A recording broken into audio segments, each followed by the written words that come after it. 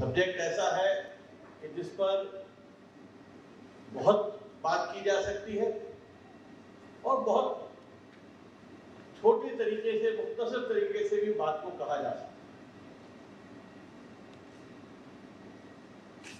असल में जो वेस्टर्न अप्रोच है भारत की तरफ, उसमें अगर कहीं गड़बड़ है तो हमारा जो एलीट, हमारा जो वेस्टर्नाइज्ड एलीट है, उसकी अप्रोच में भी गड़बड़ है। और होता यह है कि जो वेस्टर्नाइज्ड, जो वेस्ट है, वो भारत को कैसे देखता है? वो इन वेस्टर्नाइज्ड एलीट की आंखों से ही देखता है। उसके पास कोई और रास्ता नहीं है भारत को समझने का। Whenever they want to understand India, whenever they want to analyze India, they analyze and understand this country through the eyes of westernized elite in this country. And the problem with the westernized elite in this country is that they look at ourselves, at themselves, at this country from a Western viewpoint. They do not try to understand India from an Indian viewpoint. I'm not generalizing, it is not the case with everybody, but largely the case with the elite which took over after the Britishers left India. The elite which inherited India after independence was the elite which was not looking at Indian issues, Indian problems, Indian culture, Indian value system from the viewpoint of purely India. They were looking at it from the viewpoint of a Western value system which emerged between the wars, or say end of the 19th century and the beginning of the 20th century, with the impact of socialism, impact of secularism, which was very peculiar to Europe, which was very peculiar to a country like Turkey. But that was not the India which we wanted to build. That was not the India which ever existed. And as a result, there was always a contradiction between those who tried to understand, analyze India, and those who lived India. जो हिंदुस्तान में जीते थे उनकी सोच में, और जो हिंदुस्तान को समझते थे उनकी सोच में कहीं क्लैश रहा। और ये क्लैश जो है वो मुझे लगता है कि चलता रहा, और जिस कॉलोनियल भारत से हमें निकलना था, उस कॉलोनियल भारत से हम निकल नहीं पाए। वो जो कॉलोनियल भारत की अप्रोच थी, उसको आप अंग्रेज से जोड़े, कुछ लोग अंग्रेज से पीछे भी जोड़ना चाहेंगे, मैं शायद नहीं जोड़ना चाहूंगा उसको अंग्रेज के पीछे से, क्योंकि मैं उस अप्रोच में काफी हद तक भारतीयता का और गंगा जमनी तहजीब का आईना देखता हूं, तो इसलिए मैं नहीं, लेकिन कुछ लोग चाहेंगे कि उससे पीछे भी ले जाएं। लेकिन जो भी हो, जो भारत की बुनियादी सोच थी, जिंदगी थी, जो मुझे कबीर में भी नजर आती थी, रसखान में भी नजर आती थी, अब तो रहीम खान में भी नजर आती थी, वो अप्रोच मुझे इस एलीट की अप्रोच में नजर नहीं आई कि जो भारत में जिसने राजगद्दी संभाली।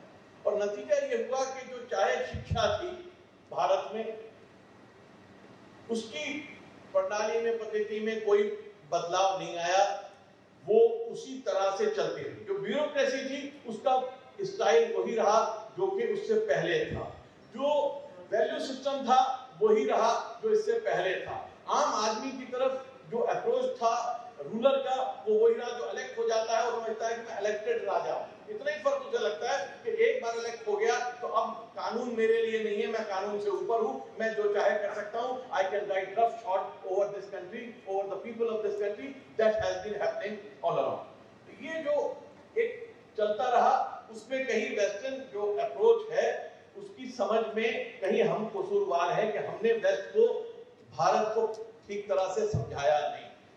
और भारत को उन्होंने जो कॉलोनियल व्यू पॉइंट था उससे देखते थे कि हिंदू, मुसलमान, पाकिस्तान, हिंदुस्तान, कास्ट सिस्टम, हमारी बुराइयों को, हमारी कमजोरियों को छांट कर उजागर किया जाता है, और हमारी जो अच्छाइयां हैं, हमारी जो शक्ति है, हमारी जो ताकत पीछे धकेल दिया जाए। ये एक अप्रोच जो है वो आई, लेकिन आहिस्ता आहिस्ता अंदर कहीं एक बदलाव चल रहा है। जैसे किसी भी चीज में जब बदलाव होता है तो एक क्वांटिटेटिव चेंज होती रहती है, एक मोमेंट आता है जब वो क्वांटिटेटिव चेंज क्वालिटेटिव चेंज में बदलती है, और जब बदलती है तो आदमी चौंकता है कि अरे ये क्या हुआ, ये कैसे हो गया, लेकिन वो ऐसा हो रहा था आहिस्ता आहिस्ता। तो आज जो एक चेंज आई है भारत में, मैं उसको सिर्फ एक सरकार के बदलाव के रूप में नहीं देखता हूं, मैं बहुत समय से इसका अध्ययन कर रहा हूं और मैं उसको एक सोच के बदलाव के रूप में देखता हूं। चेंज अभी पूरी तरह से नहीं आई, समझ पूरी तरह से नहीं आई, आर्टिकुलेशन पूरी तरह से नहीं हुआ है, लेकिन एक बदलाव जो है वो मुख्य रूप से नजर आने लगा है कि एक सोच में एक अंदाज में बदलाव आया है। जो एलीट राज करता था, वो जो वेस्टर्नाइज्ड एलीट था, वो कहीं एक तरफ धकेला जाने लगा है, और ये सीधा सादा भारतीय भाषा में बात को समझने वाला, कहने वाला, लेकिन नए टेक्नोलॉजी के साथ जुड़ा हुआ, भारत के में एक सम्मान और एक नए आत्मविश्वास के साथ आगे बढ़ने वाला जो इंसान है वो आगे आया है। वो नौजवान भी है, वो मिडिल एज भी है, वो बूढ़ा भी है, लेकिन उसकी जो सोच है वो जरूर जवान है, उस सोच बहुत आज यंग सोच है, उसके साथ वो आगे आया है। इस सोच को लेकिन अभी बड़ी कमजोर है, छोटा सा पौधा है। इस पौधे को अगर हमने संवारा नहीं, संभाला नहीं, तो ये पौधा जो है बहुत सारे कदम हैं जो इसको पैरों तले कुचल देना चाहते हैं, कुचल भी सकते हैं। इसके लिए हम सबको समझदारी से चलना होगा। बहुत ज्यादा अगर हम उड़ने लग जाएंगे इस समय, बदलाव को समझ करके बदलाव तो हो गया, अब हम इसके आगे हम कोई छलांग लगाने वाले हैं, तो मुझे लगता है कि उसके लिए खतरा बन सकता है और गड़बड़ हो सकती है। क्योंकि मेरा मानना यह है कि भारत, हम कहते हैं कि भारत एक सुपर पावर, सुपर पावर क्या सुपर पावर होती है, एक रिलेटिव टर्म, सुपर पावर कुछ नहीं, सुपर पावर कोई नहीं। हाँ यह है कि किसी भी समय में किसी को से ज्यादा प्रभावित होते हैं, कम प्रभावित होते हैं, लेकिन आखिरकार इंग्लैंड जैसा छोटा सा आइलैंड जो है वो छोटा सा आइलैंड ही रहता है, मगर अंग्रेजी भाषा जरूर पूरी दुनिया के ऊपर राज करने लगती है, और उस राज को आप राज फेंकने के बाद भी अपनाने पर मजबूर हो जाते हैं, आप उससे पीछा नहीं छुड़ा सकते। वो है cultural super power, cultural supremacy, वो है मॉरल सुपरमेसी, वो है आइडियोलॉजिकल सुपरमेसी। और वो जो आइडियोलॉजिकल सुपरमेसी है, कल्चरल सुपरमेसी है, वही भारत की भी शक्ति रही है। वो जो इकबाल का है कि यूनान और मिस्र और रोमा सब मिट गए जहां से अब तक, मगर बाकी नामो निशा हमारा। तो क्या बात है कि बाकी है नामो निशा हमारा। इस्लाम भी आया, पठान भी आए, तुर्क भी आए, अफगान भी आए, ईरानी भी आए, सिकंदर भी आया था, तैमूर भी आया था, सब आए, लेकिन हमारा नामो निशान बाकी रहा। इस्लाम यहाँ पर आया तो इस्लाम मजबूर हो गया भारत का रंग ओढ़ने के लिए। यहाँ ईसाइयत आई तो उसने भारत के रंग को अपनाना पड़ा उसे। मैं इस बात को कहता हूँ और मुसलमानों के बीच में मैं कहता हूँ कि, और इसको आप लोगों को भी समझना पड़ेगा कि भारतीय जो इस्लाम है उसने अपना रंग और अपना रूप लिया है। जैसे इंडोनेशिया में इस्लाम ने अपना रंग लिया, और मैं इंडोनेशिया को सलाम करता हूं कि इंडोनेशिया में कोई कंफ्यूजन नहीं था। उन्होंने इस्लाम के बावजूद भारतीय सभ्यता और कल्चर से भागने की कोशिश नहीं की, उन्होंने अपने हिंदू कल्चर को अपनाया। वहां पे गुरुड़ा भी उसी तरह से है। वहां जब मैं जाता हूं तो अर्जुन की जो मैं देखता हूं, जो उसका रथ देखता हूं, वहां की सबसे बड़ी मस्जिद इस्तिकलाल के सामने बना हुआ, तो मेरा सीना जो है फख्र से फूल जाता है। वहां जब मैं गुरुड़ा की तस्वीरें देखता हूं, उसकी मूर्ति देखता हूं, तो मैं उसको देखता हूं। वहां के प्रधानमंत्री का नाम अगर मेघावती सुकार्णो पुत्री होता है तो मैं हमेशा से सवाल करता आया, आज से नहीं बचपन से करता आया, इसलिए मैंने अपने बेटे का नाम कुछ और रखा था। यहाँ ये विषय नहीं है बात करने का, लेकिन मैं हमेशा मुसलमानों से अपने साथियों से पूछते आया हूं कि अगर तुम्हारी बेटी का नाम गजल हो सकता है तो इस्लामी नहीं है, तो कविता क्यों नहीं हो सकती? और इंडोनेशिया में हो सकता है, और इंडोनेशियन मुसलमान किसी से कम मुसलमान नहीं है। तो मेरा कहने का मतलब यह है कि कल्चरल जो आपकी यहां पे समझना पड़ेगा, दोनों गड़बड़ कर रहे हैं कि सभ्यता और धर्म में अंतर क्या है। हम यहाँ सभ्यता को धर्म से कंफ्यूज कर जाते हैं। धर्म भी नहीं, बल्कि जो हमारा एक विश्वास, किसी एक बिलीफ अलग है और हमारी जो पद्धति है जीने की वो अलग है। और वो जो है वो मेरी भी हिंदू है, आपकी भी हिंदू है, सबकी हिंदू है। अगर उस सेंस में है तो मैं हिंदू हूँ, लेकिन अगर उस सेंस में नहीं है तो मैं हिंदू नहीं हो सकता। वहीं पे फिर गड़बड़ शुरू हो जाती है। और ये गड़बड़ कहीं बढ़ावा दिया ब्रिटिश जब दौर आया है, उसमें बहुत सारी चीजें हिंदी और उर्दू का बढ़ावा, टकराव फोर्ट विलियम कॉलेज से आप ज्यादा इस पे रोशनी डाल सकते हैं, समझते हैं यहाँ जो विद्वान लोग बैठे हुए हैं किस तरह से फोर्ट विलियम कॉलेज में ग्रामर डेवलप की गई, अलग अलग भाषाओं को बांटा गया और उसको बढ़ावा दिया गया कि उर्दू एक अलग भाषा है, ये हिंदी नहीं है, हिंदी से अलग करके चलो, तुम कहाँ फंस गए हिंदी के चक्कर में, जबकि भाषाएं एक थी, सिर्फ लिपि अलग थी, कोई अंतर नहीं। तो ये जो भारत की सभ्यता है, ये जो भारत का कल्चर है, ये भारत का कल्चर यही भारत को जिंदा रखेगा। इकोनॉमिकली यकीनन हमें इकोनॉमिक ग्रोथ और डेवलपमेंट की जरूरत है, यकीनन हमें जो है वो एक मिलिट्रीली भी हमें अपने को सिक्योर करने की जरूरत है, हमें अपने को एक करने की जरूरत है। लेकिन उस सब से बढ़कर भारत अगर रहेगा और प्रिवेल करेगा, जैसे प्रिवेल किया है आज तक, लेकिन अब हम एक ग्लोबल तस्वीर देख रहे हैं। आज तक भारत ने अपनी चार दीवारी के अंदर अपने को देखा था, भारत अपनी दुनिया में आप मगन था, अब दुनिया भारत में मगन होना चाहती, और जब मगन होना चाहती है तो हमें बाहर की तरफ जब हमें जाना है तो हमें सिर्फ अपनी ये कह के नहीं जाना कि हमारे पास इतनी मिडिल क्लास है, आओ मार्केट है, आ जाओ हमें एक्सप्लॉइट कर लो। हमें ये भी कह के जाना है कि हमारे पास ये तहजीब है, ये कल्चर है, ये भाषाएं हैं, ये धर्म है, ये वैल्यू सिस्टम है, और ये जो है ये कहीं सब पर भारी है, ये सबसे पुराना है, ये जिंदा है, ये मरा नहीं, किसी इजिप्शियन या ईरानियन, पर्शियन या ग्रीक कल्चर की तरह से ये जिंदा है, और इसको लेकर हम दुनिया में अपनी शान के साथ जा रहे हैं। तो इसलिए जो नया पैराडाइम जिसकी बात आप कर रहे हैं, उसको मैं तो इस रूप में देखता हूं, इस ट्रांजिशन के रूप में देखता हूं कि भारत में हम लोग एक नई शुरुआत करने की पोजीशन में आ जाएं, और उस शुरुआत में हम एक नया इडियम डेवलप करें, एक दूसरे से बात करने, एक दूसरे को समझने का।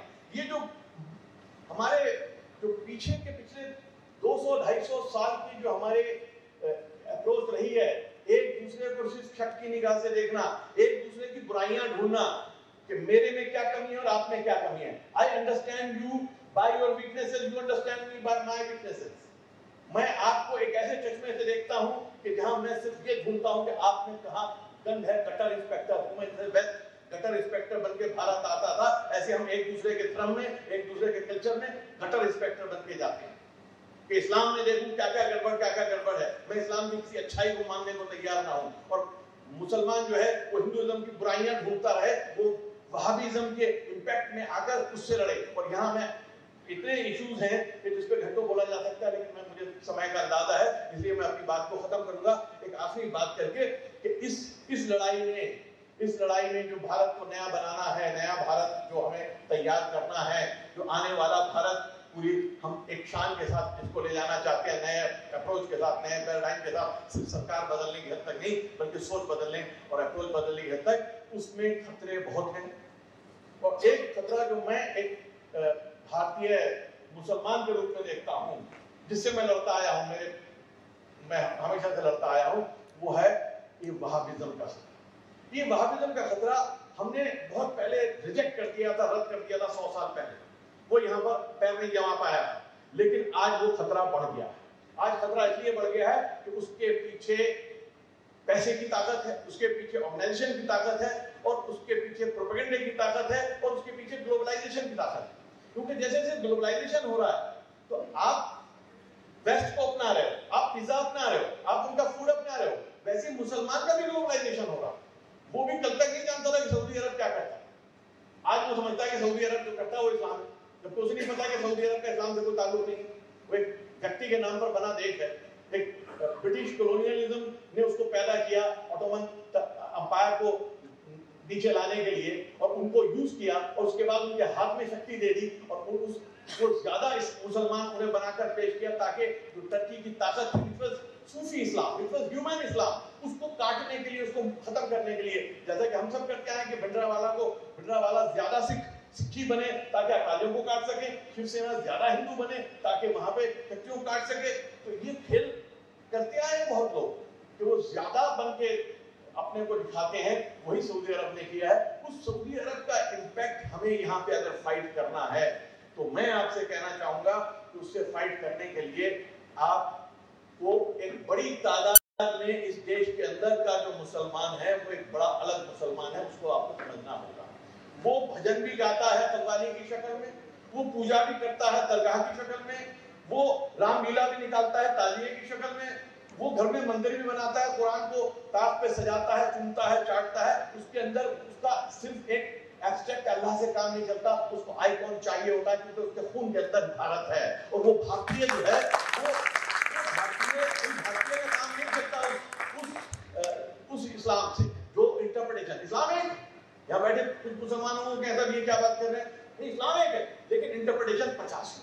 उस इंटरप्रिटेशन को भारत में जो इंटरप्रिटेशन है उस इंटरप्रिटेशन को रस खान का इंटरप्रिटेशन है जो जाके कृष्ण भक्ति भी उसी आपसे हमसे कहीं ज्यादा करता था और फिर मुसलमान कहता था। वो अब्दुल रहीम खाना का है जो रहीमन अपने रूप से भारत को लेकर चलता था। तो ये भारत की शक्ति थी, इस शक्ति को कमजोर न करें क्योंकि अगर हम कमजोर करेंगे तो फिर दुश्मन बैठे हैं ताक में, वो उसका फायदा उठा सकते हैं। और मैं समझता हूं कि ये जो नया भारत है ये बहुत बड़ी शक्ति बनकर आने वाले वक्त में इमर्ज कर रहा है, तकरीबन कर चुका है। अब हमें इसे यहाँ से लेकर जाना है। हम कहाँ लेकर जाएंगे? दुनिया हमारी तरफ देख रही है, सिर्फ एक चीन नहीं, चीन हमारे सामने है। चीन से मैं टकराव में विश्वास नहीं करता, चीन की सभ्यता से टकराव में विश्वास भी नहीं करता। इसलिए जो वेस्ट हमें कोशिश कर रहा है कि हम चीन से टकराने का जरिया बन जाएं, मैं उसका भी विरोध करता हूं। लेकिन हमें अपनी सभ्यता को भी पूरी ताकत से बनाकर चलना होगा और ये सभ्यता एक दो दिन में नहीं बनती। ये आप सरकार जीतने के बाद 5 साल में नई सभ्यता, नया इतिहास, नई अप्रोच नहीं बना सकते। ये सैकड़ों साल की होती है। इसको सजो कर चलेंगे तो आप अगले 10 साल में इसको निखार देंगे, आप इसको संवार देंगे, आप इसको सुंदरता दे देंगे। आप नई सभ्यता, नई अप्रोच नहीं पैदा कर पाएंगे। ये इस गलतफहमी में आप और मैं न रहेंगे। हम जो है अगले 5 साल के अंदर कुछ नई सारी चीज ले आएंगे। हाँ, हम चेंज उसकी जो क्रूशियल इश्यूज है, क्रूशियल पॉइंट्स हैं, उनको हम खिला सकते हैं फूलों की तरह से। वो हमारा एफर्ट होगा।